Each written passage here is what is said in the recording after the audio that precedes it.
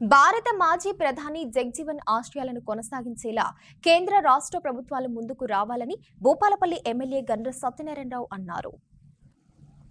టేకుమట్ల మండలంలోని కుందనపల్లి గ్రామంలో బాబు జగ్జీవన్ రావు జయంతి వేడుకలు జరగగా కార్యక్రమంలో భూపాలపల్లి ఎమ్మెల్యే గండ్ర సత్యనారాయణరావు ముఖ్య అతిథిగా పాల్గొని ఆయన చిత్రపటానికి పూలమాలలు వేసి నివాళులర్పించారు. ఈ సందర్భంగా ఎమ్మెల్యే మాట్లాడారు.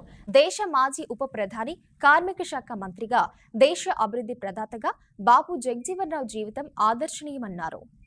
జయంతి 118వ సందర్భంగా జగ్జీవన్ రావు గారు ఒక స్వతంత్ర సమరయోధునిగా, భారతదేశ ఉప ప్రధానిగా, అట్టడుగున అనగారినటువంటి ఒక దళిత నేతగా ఈరోజు ఈ దేశంలో మరి పేదల కొరకు కొట్లాడినటువంటి వ్యక్తి.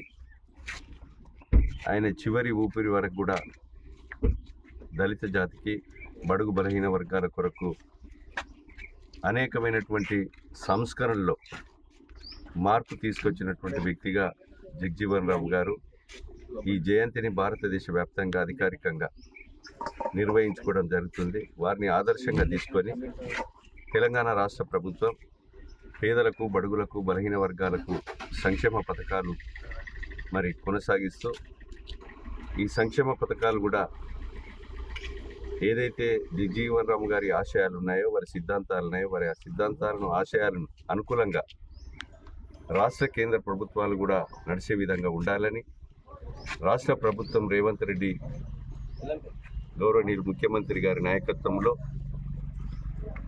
ఈరోజు దళితులకు కానీ, అదేవిధంగా పేదలకు, బడుగు బలహీన వర్గాలకు ఇండ్లు కట్టించే కార్యక్రమం, అదేవిధంగా రాజీవ్ యువ వికాస్ కింద రుణ సౌకర్యం, అదేవిధంగా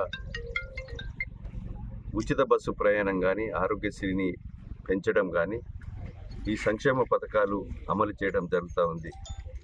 వారి జయంతి సందర్భంగా మనస్ఫూర్తిగా భూపాలపల్లి నియోజకవర్గ ప్రజల తరపున నివాళులు అర్పిస్తున్నా.